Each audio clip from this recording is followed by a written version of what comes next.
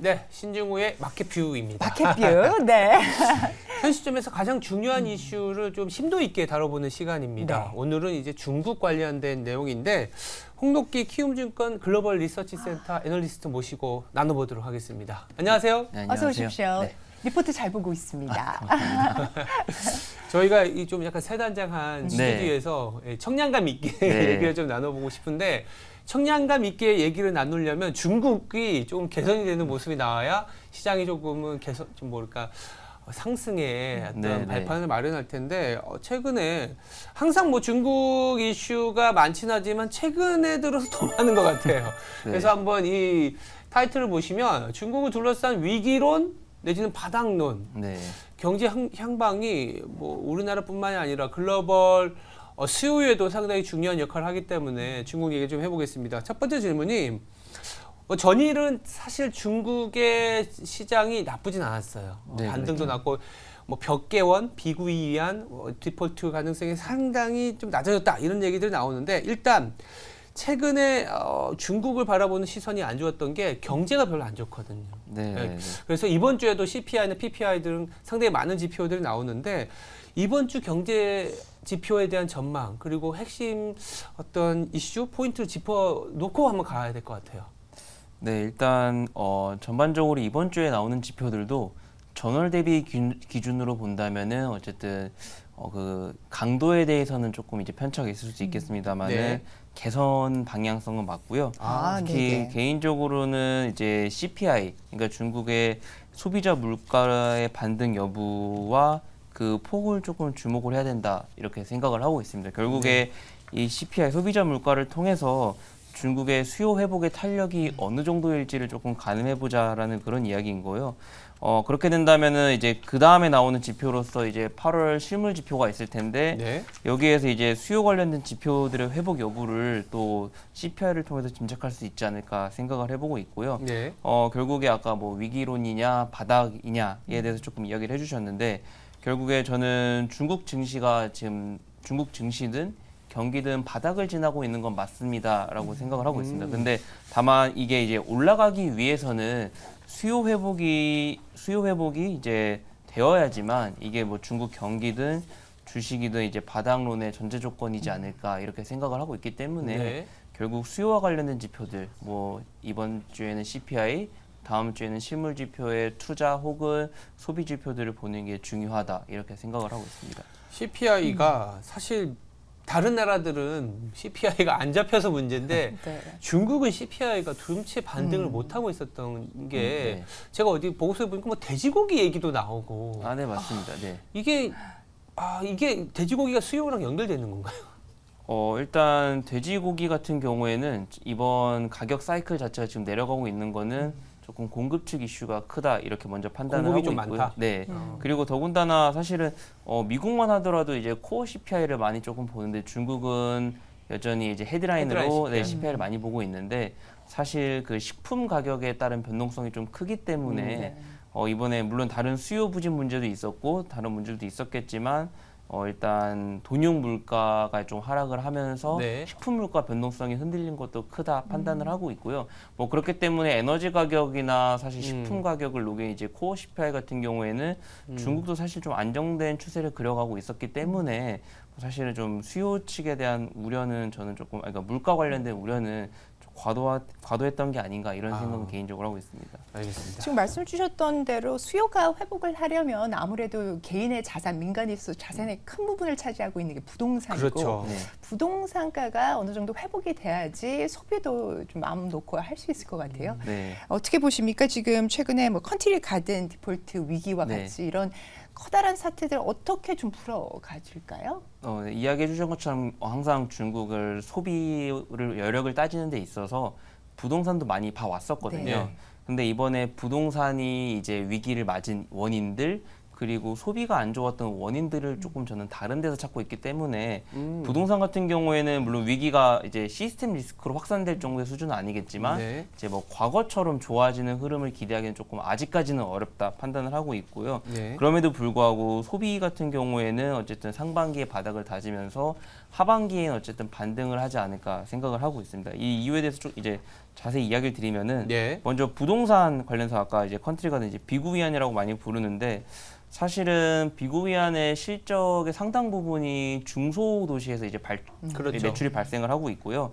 근데 중국 같은 경우 현재 부동산의 흐름이 좀 양극화가 심해지고 있어요. 이게 어떤 뜻이냐면은 어쨌든 원래 공급 측의 규제가 계속돼 왔었고 이게 부분적으로 완화가 되면서 기존에 중단되어 있던 공사 현장들은 원활하게 돌아가고 있고 이런 부분들이 뭐 완공 지표들이 올라오는 이제 매크로 지표로 확인되고 있는데 기존의 신규 프로젝트는 매우 지지부진한 상황입니다. 예를 들면 뭐 토지 판매라든지 아니면 착공 이런 조금 초기 단계에 있는 지표들은 여전히 마이너스권에서 조금 이런 양극화 현상이 뚜렷해 보이고 있는데 뭐 이런 점들을 보면은 사실은 그 비구위안의 실적 전망이 좋다라고 보기는 어렵고요. 그 사실 디폴트가 나기 위해서 이제 만기도래 채권들 일정들을 살펴보면은 뭐 사실 2025년, 26년에 좀 더 물량들이 많이 몰려 있어서 뭐 당장의 디폴트 가능성도 없지만 네. 관련된 기업의 노이즈는 사실은 좀 계속될 수밖에 없을 것 같다 생각을 하고 있습니다. 근데 다만 이제 시스템 리스크는 사실 디벨로퍼들에 대해서는 제가 전반적으로 좋게 보지는 않고 있지만 자금난 때문에 그럼에도 불구하고 중국 전체 매크로 리스크로 이제 확산되지는 않을 것 같다 생각을 하고 있는데 결국에 중국이 이번에 부동산이 무너진 이유는 부동산은 원래 사실 좀 초과 공급 시장이었었고 중국에서는 근데 이제 수요가 먼저 망가졌다기보다는 아까 이야기 드렸던 것처럼 이제 공급사 측이 이제 자금을 운용하는 데 있어서 레버리지 비율을 중국이 건드리기 시작했던 거고 네. 이 레버리지 비율이 높다 보니까 뭐 이제 굴리는 상품들이나 이런 이제 자금 운용하는 데 있어서 좀 문제가 생기다 보니까 이제 중국에서는 공사 현장들이 중단되는 뭐 이런 현상도 있었던 거거든요. 그래서 아직 중국의 부동산 시장이 뭐 초과 공급이 얼만큼 해결됐는지 뭐 초과 수로 넘어가는지 이런 부분들을 완벽하게 파악하기는 어렵겠지만 예. 어쨌든 공급이 줄어들면서 생긴 이슈다 보니까 이거를 지금 현재도 사실 수요를 자극하는 조금 부양책들만 나오고 있거든요.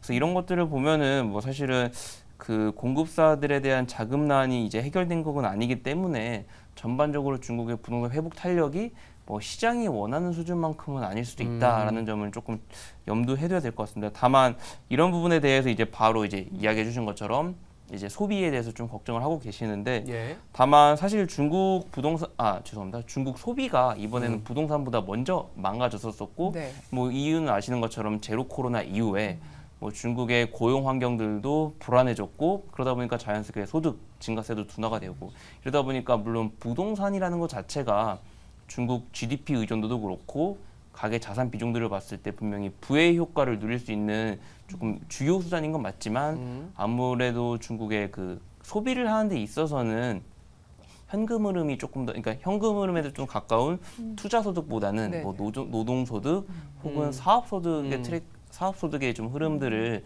따라가는 게 중요하다 생각을 하고 있고요. 그래서 중국의 가처분 소득도 지금 회복이 되고 있지만 팬데믹 구간에는 투자 소득이 상대적으로 좋았다면은 지금은 오히려 노동 소득으로 불릴 수 있는 소득들이 올라오고 있거든요. 이런 것들을 생각하면은 뭐 하반기 이제 3분기 지나가고 있습니다만은 남은 하반기에 뭐 고용 안정되고 있고 소득도 어느 정도 회복이 되고 있기 때문에 이런 것들을 생각한다면은 수요 자체, 그러니까 소비 자체는 늘어나는 거로 보는 게 맞지 않나 생각을 하고 있고요. 그래서 이제 부동산 위기에도 불구하고 하반기에 중국의 수요는 그래도 이제 바닥을 확인할 것 같다라는 생각을 하고 있습니다. 최근에 그 저축 성향이 중국인들을 중심으로 굉장히 좀 늘어났다라고 네. 하는 뉴스를 본 적이 있는데 네. 이 또한 지속적으로 고용이 늘면은 변화가 좀 있을까요? 아니면은 그 전체적인 부분에 대해서는 분위기의 변화일까요? 좀 물론 부분적으로는 도움은 되겠지만 뭐 제도적인 문제가 더 크지 않나 생각을 합니다. 왜냐하면 팬데믹 구간에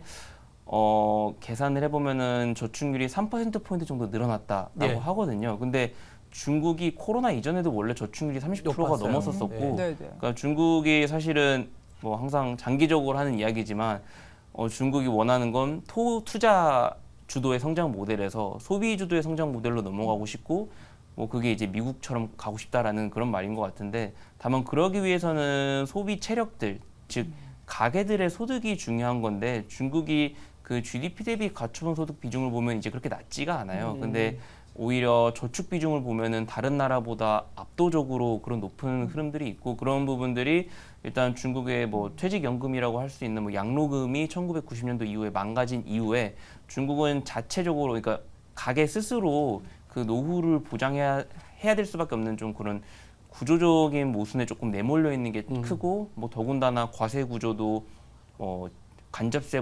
직접세보다는 간접세가 높아가지고 이런 부분들이 뭐 중산층이나 저소득층으로 내려갈수록 이런 과세 구조든 저축에 내몰린 구조는 조금 불리한 것들이 있기 때문에 그런 부분들이 소득을 늘리는데 조금 소비를 늘리는데 조금 방해가 되고 있지 않나 생각은 하고 있습니다. 그러니까 이제 미국과 같은 소비 시스템을 갖고 가고 싶다라고는 하는데 미국이 이제 소비 시스템을 계속 갖고 갈 수 있었던 이유는 지속적인 생산성이었거든요. 네. 지속적인 인구의 유입, 지속적인 생산성, 일자리 창출, 더불어서 이제 일자리 창출과 맞물리는 금융 시스템의 뭐랄까요 발전인데 이게 중국이 갖고 있는 부분이 누구보다도 빠른 고령화, 누구보다도 빠른 산화 제한 정책으로 인해서 그 산화 제한 정책에 있는 내 아들, 딸이 지금 실업률이 50%가 넘는 상황이잖아요. 그래서 제가 여쭤보고 싶은 거는 오케이, 다 알고 있고 정부도 이런 부분은 다 알고 있을 겁니다. 근데 이제 투자를 이제 상당히 독려하기에는 기업들의 부채 비율이 만만치 않고 기존 기업에 대한 규제들이 뭐 나라 안팎에서 상당히 많은 제한을 하고 있기 때문에 막 이것도 쉽지 않고 부동산도 이게 위기만 없을 뿐이지 사실은 무수익 여신 같은 거 계속 그냥 떠안고 가고 있는 상황이라고 저는 그렇죠. 보고 있어요. 네. 좋지는 않은 거죠. 그러니까 소비는 나올 만한 구석이 없는데 자꾸 소비와 진착제기라든지 부동산 규제 완화는 시행하지만 소위 말해서 중국이 유동성 함정에 빠진 거 아니냐 이런 얘기도 나옵니다. 네. 그럼 지금 당장 중국이 필요한 경제 정책이 뭐가 있을까? 이게 참 고민이 되거든요. 그러네요. 그렇죠. 근데 저도 중국 입장에서 지금 사실은 유동성 함정 이야기해 주신 네. 게 중국이 통화 정책 완화는 사실은 작년 초부터 계속 펼쳐왔었었고, 맞아요. 그 증거로 이제 정책 금리들로 이제 표현될 만한 금리들이 계속 랠리를 조금 해왔었거든요. 근데 그럼에도 불구하고 이제 통화 정책을 완화했다면은 이제 그만큼 유동성이 실물로 이제 유입되는 조금 그런 효과가 기대를 했었었지만 실제로 기업들 같은 경우에도 투자 여력이라고 표현보다 활력이 없다라고 표현이 많이 돼요. 그러니까 이제 레버리지 일으킨 다음에 또 고금리 상품으로 갈아타는 조금 소위 아비트리지 거래에만 조금 몰두하고 있었었고 개인들 같은 경우에는 실제로 뭐 레버리지 수요가 둔화되는 그러니까 상환하는 조금 움직임도 있었기 때문에 이런 부분들 때문에 이제 통화 정책의 효과가 반감되고 있고 이런 부분들 때문에 뭐 대차 대조표 불황이니 아니면 이제 뭐 유동성 함정이니 이렇게 맞아요. 조금 많이 이야기들 한 것 같아요. 근데 저도 사실은 중국의 이제 저는 사실 장기적으로 갈수록 정책 영향력이 줄고 있는 구간이다 생각은 하고 있습니다. 그러니까 일단 뭐 부양책과 상관없이 수요 자체는 저는 근간인 가계 체력이 상반기보다는 어쨌든 회복이 된다라고 보고 있는데 그래요? 어쨌든 다만 이제 부양책 같은 경우에는 원래는 이제 장기 방향성 자체는 여전히 소비 주도 성장 모델로 가겠지만 단기 관점에서 볼 때, 그러니까 뭐 올해나 내년까지 봤을 때는 어쨌든 조금 투자를 촉진하는 방향성으로 가지 않을까 이렇게 생각을 하고 있고요. 그러니까 저는 아까 이제 통화 정책에 대해서 이야기를 한 게 저는 그 방향성보다는 지금은 수단이 중요해진 시점이 아닌가 생각을 하고 있어요. 왜냐하면 통화 정책 효과가 계속 반감되고 있는 게 결국에 민간 경제 주체들의 자신감이 결여되었기 때문에 그쵸. 사실은 금융 비용이 낮아졌지만 그 레버리지를 일으킨 이후에 그걸 넘는 투자 수익률을 조금 기대하기 어렵다. 자신감이 없다라는 뜻인 거잖아요. 그래서 사실은 저는 재정 정책이 이제 조금 필요한 구간이 아닌가 생각을 하고 있고요. 그래서 뭐 재정 정책 같은 경우에는 지금 올해 같은 경우는 뭐 이미 이제 연초에 편성이 끝났는데 아무래도 연말로 지나갈수록 조금 적극적인 재정 정책의 필요성이 시장에서도 제기가 될 거고 중국에서도 조금 내년 같은 경우에는 재정 정책을 강조하지 않을까. 이제 그런 부분들이 뭐 10월부터 이제 뭐 회의들이 조금 몰려 있는데 그때부터 그런 움직임을 보여주지 않을까 생각을 하고 있고요. 그래서 저는 방향성 사실 뻔할 겁니다. 분명히 디지털 인프라 강조를 할 거거든요. 그러니까요. 네, 그래서 저는 방향성보다는 사실은 시장에 조금 자신감을 줄 만한 부분들을 조금 가지기 위해서는 조금 이번에는 수단이 통화 정책이 아닌 재정 정책을 조금 강조하고 있는지를 확인하는 게 중요하지 않을까 생각하고 있습니다. 그러니까 재정 정책하면 우리가 예전에는 뭐 부동산, 인프라 그렇죠. 이런 네. 이렇게 소위 말해서 이제 뚝딱뚝딱 삽질 뭐 이런 걸 얘기했는데 토목공사 말씀하신 거는 네네. 이제 디지털 인프라 어떤 부분일까요? 근데 이 디지털 인프라를 하려면 또 민간 기업들에 대한 규제도 완화가 돼야 되지 않을까요? 그동안 그러니까 중국이 지금 보면 사실은 이 부동산 문제도 물론 적절한 조치이긴 했지만 3대 규제를 했었고 네. 부채 비율이라든지 네, 그리고 맞습니다. 이제 알리바바를 비롯한 이 플랫폼 업체에 대한 규제가 상당히 심했거든요. 이로 인해서 청년 실업률이 또 급등했다 이런 얘기도 나오는데 그러면 재정 정책도 재정 정책이지만 민간이 또 같이 붙어야 된다면 그런 플랫폼이라든지 알리바바의 대표성을 갖고 있는 기업들의 규제 완화도 나와야 되지 않을까라는 생각도 들거든요. 근데 개인적으로는 사실은 작년 10월에 그러니까 당대회 이후부터는 규제에 대한 스탠스는 확실하게 바닥을 확인을 했고 선회를 했다. 좋아지고 있다. 네, 물론 그 이후에도 규제 관련된 뉴스들이 나오긴 했습니다만은 네. 사실 그게 이전에 나왔던 것들을 이전에 나왔던 뉴스들이 사실 조금 공식화되는 수준에 지나지 않았다 생각을 하고 있고요. 그래서 저는 뭐 이제 방향성 자체도 중국이 분명히 첨단 산업을 키우겠다고 하면서 기업들의 발목을 잡고 계속 있었던 게 잡았죠. 작년까지는 맞았지만 올해 같은 경우에는 사실 그런 환경은 아닐 거다 생각은 하고 있고요. 다만 첨단 산업을 키운다고 하는 데 있어서 아직까지는 정책 방향성이 모호한 것들이 있어서 단기적인 실적 가시성이 보이지 않는다는 단점 분명히 존재하고 있고 그리고 더군다나 가장 키우고 싶다는 반도체 이런 첨단 산업에 대해서는 대외 환경이 워낙 녹록지 않기 때문에 사실 그 성과를 장담하기는 어렵다 생각은 하고 있습니다만은 어쨌든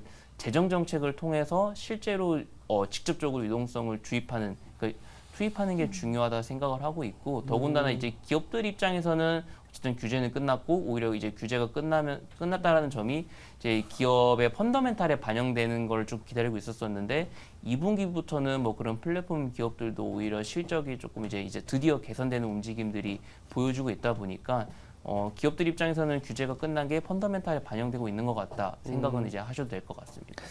그러니까 작년으로 빅테크 때리기는 어느 정도 마무리가 되었고 올해는 분위기가 좀 다르다. 중국 정부의 시선이 좀 다르다라고 좀 말씀을 주신 것 같습니다.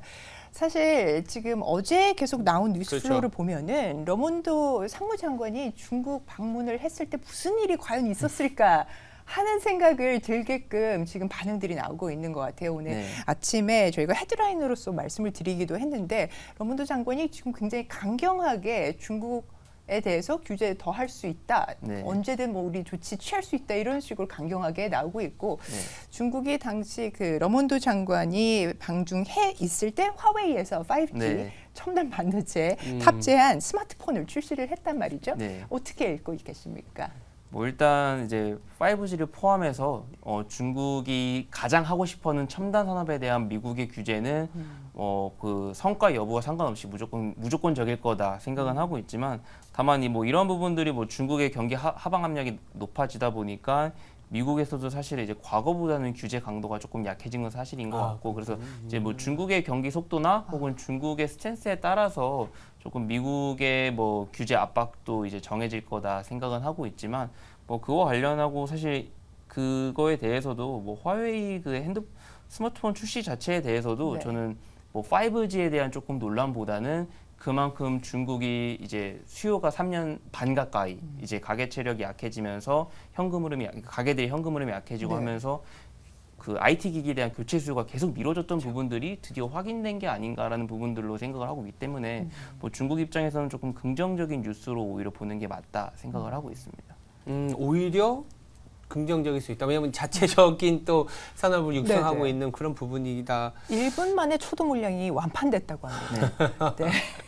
근데 이제 5G에 대한 논란보다는 네. 그냥 그만큼 중국이 IT 기기에 대한 교체 수요가 조금 딜레이되고 있었다라는 부분들을 조금 이야기해 드리고 싶습니다. 왜냐하면 뭐 사실은 중국이 소비 회복을 확인했던 게 이제 팬데믹 3년 구간 동안은 딱 필수 소비재만 좋았었고 네. 이제 리오프닝 이후에는 당연히 이제 시장 예상이랑 달리 보복 소비가 없었던 부분들이 가계 체력이 약했기 때문에 그래서 이제 가격대가 상대적으로 낮은 경기 소비재들 뭐 화장품, 의류 등이 잘 이제 갔었었는데 그때까지 확인되지 못했던 게 조금 가격대가 높은 이제 경기 소비재들 뭐 예를 들면은 뭐 IT 기기, 가전 제품들이 있을 텐데 그래서 뭐 수요가 이제 가계 체력 회복에 따라서 수요가 살아난다라는 가정이라면은 아직까지 회복이 안 된 이런 IT 기기들의 수요도 돌아올 수 있지 않을까 중국에서는 조금 이렇게 보고 있었고 그런 부분들이 오히려 이번에 그 이제 화웨이 이제 초도판들이 이제 소진된 거랑 조금 관련이 있지 않나 생각은 하고 있습니다. 네.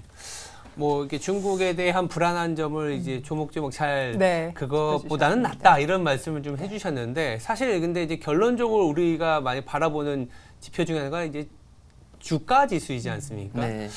상해 종합 주가 지수가 최근에 반등은 나오는데 네. 이게 만약에 반등 나왔으니까 이제 투자할 만하다라는 생각을 많이들 안 하시는 게 작년 11월에도 야 이제 리오프닝이니까 이제 괜찮아질 거야 했는데 사실은 지금 또 되돌아왔거든요. 네. 그 전 이전으로 수준으로 내려왔고 장기적으로 투자하면 중국이라는 나라가 발전하니까 좋을 거야 했지만 사실은 10년 전에 투자해도 지금 원금도 회복하지 못하는 단계일 수도 있습니다. 그래서 중국에 대한 국내 투자자들의 어떤 불신 그래서 그런지 몰라도 중화권 주식 보관액이 연초 대비 30% 가량 줄어들었다 이런 내용도 나옵니다. 현재 시점에서 중국 증시에 대한 좀 시각을 네. 뭐 이렇게 또 아무도 안 볼 때 사야 된다 이런 증시 격언이 있긴 하지만 네. 또 어떻게 바라봐야 될까요? 네.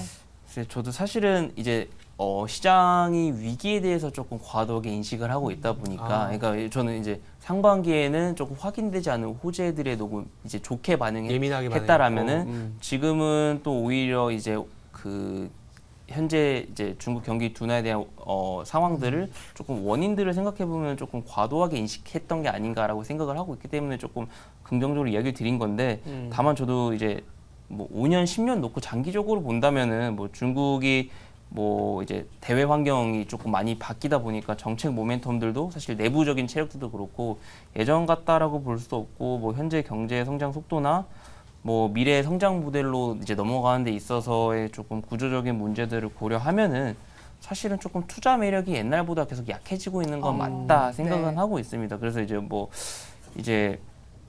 상해 종합 기준으로는 막 2015년도 당시에 그런 불장을 조금 보기는 어렵지 않을까 생각은 하고 있지만 사실은 중국이 대표 지수로 상해 종합을 많이 보시긴 하는데 저는 오히려 이제 CSI 300 조금 대형주 중심으로 중국도 유동성이 집중이 되고 있고 뭐 실제로 CSI 300 같은 경우에는 뭐 그 2015년도 이후에도 그 정도만큼 이제 주가 수준이 갔던 적이 있거든요. 그래서 아무래도 중국 지수들도 역시 조금 대형주 중심으로 유동성이 좀 쏠리게 되는 것 같고요.